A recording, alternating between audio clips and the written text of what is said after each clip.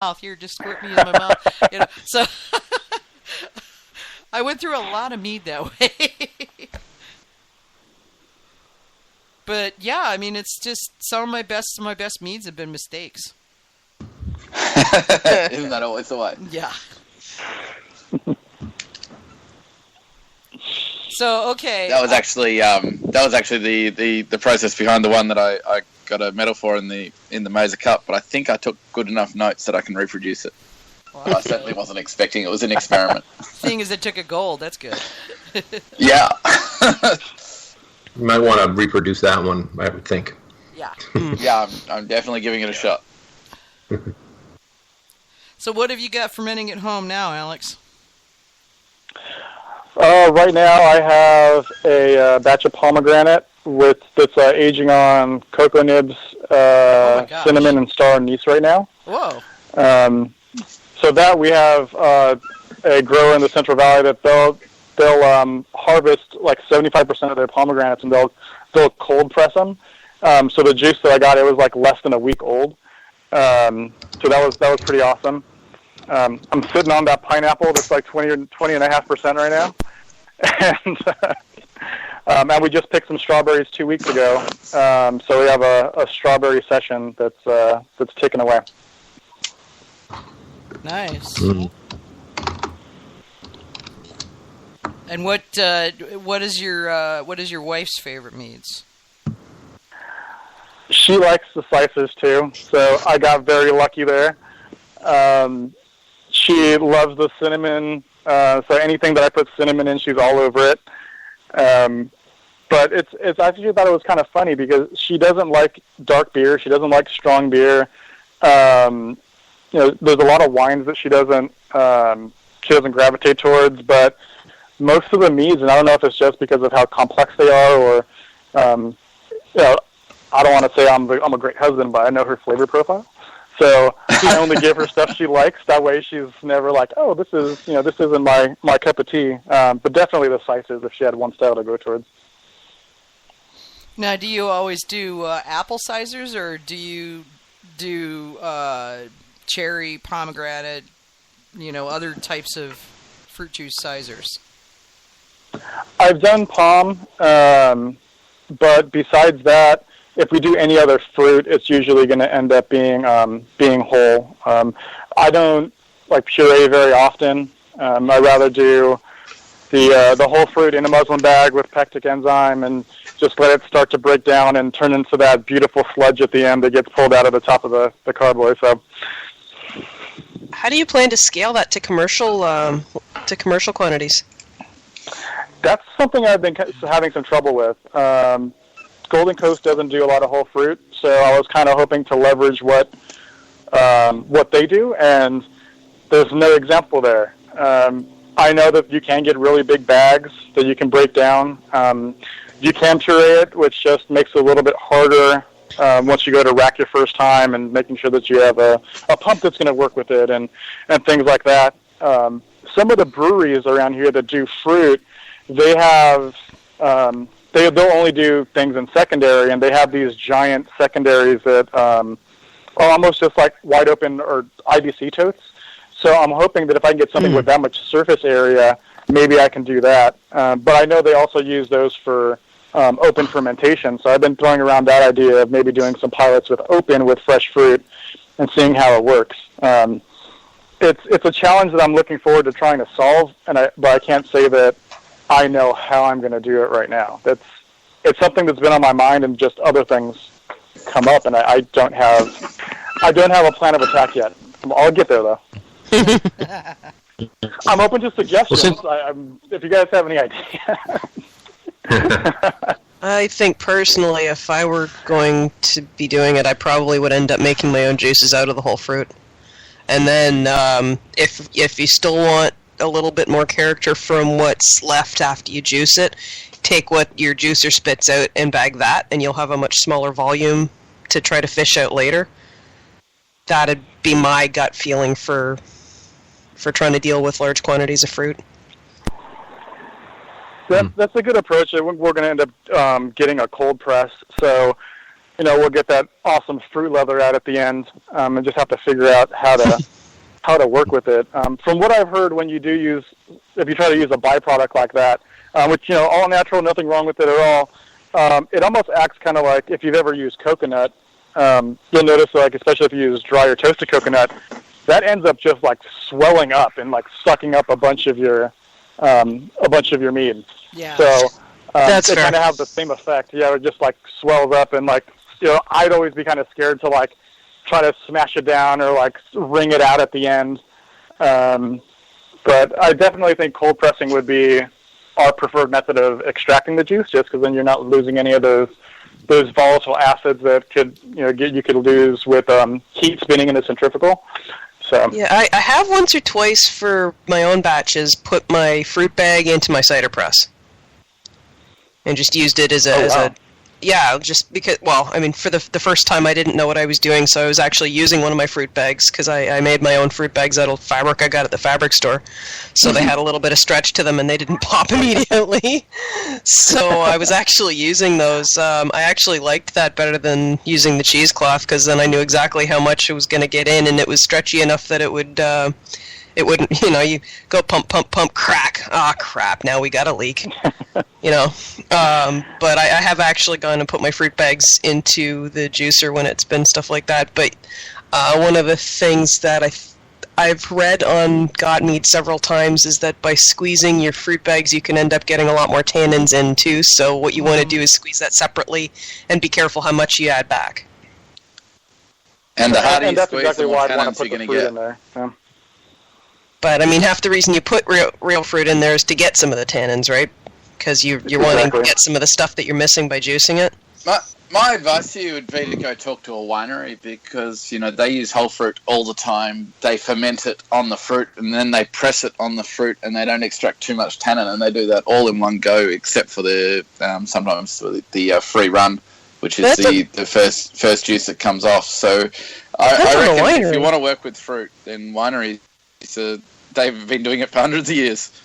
I think it depends on the winery and the style of wine, because I know some of them you juice it right away and you only ferment the juice, and then That's white wine.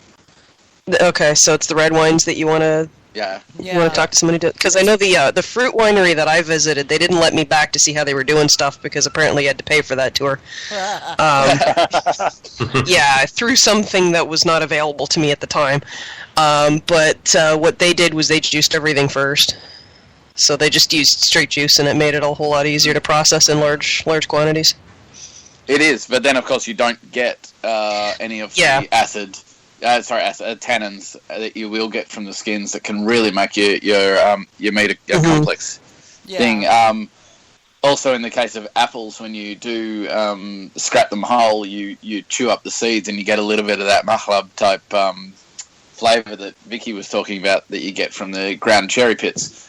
So we always just refer to it as the kernel flavouring. It's a bit similar to what almonds would do to your mead if you're going to add them, which is the actual cyanide that you're tasting. Okay. Since we're at the 10 o'clock hour, and it used to be traditionally the back to basics time. Can you maybe just go through a little bit about your home when you do your home experimenting? What's your protocol for sanitation before you start? Everything. Obviously, there's two steps, right? You want to clean everything really well. I use something kind of like OxyClean to clean everything. That gets rinsed, and then it gets sanitized with Star San. So that's whether it's the fermenter, it's any of the tools I'm using, any of my measuring utensils. We have a giant farm sink, so all the utensils go in the sink in a sanitization solution, and the fermenters themselves, since they're not relatively huge, I can lift them up and put them on the sink. Those get cleaned there, rinsed outside, and then brought back in for sanitization and closed up and sealed until they're ready to go. Do you use any special water for your Star San, or you just use tap? I just use tap for the Star San. Okay. All right. The water for the actual mead, like I'll only use filtered water. I won't use anything from the tap. Okay, or and you don't go as far as getting spring water or anything like that. I'll usually get spring water from the store. Okay. For the meadery, we're probably going to end up doing that too. It's one of the things that kind of saves us on overhead from trying to either retrofit larger water pipes in there, because most of the buildings we've looked at have like quarter-inch pipe going in. We'd need like at least a half-inch pipe if we wanted to run like a reverse osmosis system. And one of the things Golden Coast does is they have giant 300-gallon IBC totes, and they have water delivered, and it's relatively inexpensive to get delivered. And you're guaranteeing yourself to have a water that's always the exact same quality, instead of worrying about, the filters that we have in the meter have to be switched out, or it's been, they're almost time to be changed, and the taste of the water could be slightly different, the pH could be slightly different. So it kind of saves us on overhead using filtered water or water from some provider. Oh, interesting. Yeah. I'm always curious about the water. But if you use RO water, don't you have to add some minerals back to it? Otherwise, because RO water is kind of flat, or have you tried it to see if it makes good mead? I've actually never tried it. No, I've always used it as we got it. I've never done any treatment. Yeah, because I used to have an RO setup that back when I was making beer, and I found that I had to add minerals back in, because when you use reverse osmosis, what comes out is pretty much pure water with nothing, just hydrogen and oxygen, and it's sometimes the the yeast needs a little help. I don't know. That's what I noticed. I don't know but that's that's a home situation and not anything pro, because I'm sure the ferment O and other things that you're adding to the yeast to help it along are more than make up for anything lost in reverse osmosis, I'm sure. Well, and then I haven't really thought about like the yan count on changing based off of the water that you're using. Like, that would be interesting to see if that actually makes a difference. Yeah, it would be. Yeah. So, keeping in the whole Alex making mead at home thing, what's your answer to the age-old question of fruit in the primary or in the secondary? The answer is both. I think they both add their own perspective. I found in the primary it really adds a depth of flavor. You get a lot better. I personally think you get better color extraction. I know that's kind of debatable too, but you lose nose. You lose some of those soft aromas, especially in delicate fruit like strawberries. Yeah. You don't have everything pull through. So I'll do a lot up front, usually 3.5 pounds per gallon of in the primary, and in the secondary maybe like 1 pound per gallon, just to kind of finish it off and add some of those aromatics back.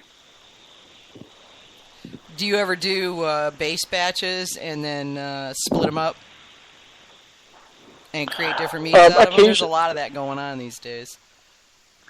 Well, that's kind of what our approach is going to be with the meadery. Is with 7-barrel fermenters, I'm not going to do 7 barrels of 1-methylglyn. So we'll do just a giant, wildflower or orange blossom or a giant blend, and we'll do 2 or 3 barrels of cinnamon, 2 or 3 barrels of ginger, and I started to do the same thing at home. You do 10 barrels, rack that off into 3 3-gallon carboys, and one of them has one spice, one of them has another spice, one of them is just a base, so you can kind of see what it started off as. I've always been a big fan of if you make a big batch and you're going to break it up, don't season or don't treat everything. Always leave one that's just the base so that you have something to compare it to. And always leave a control. Lost.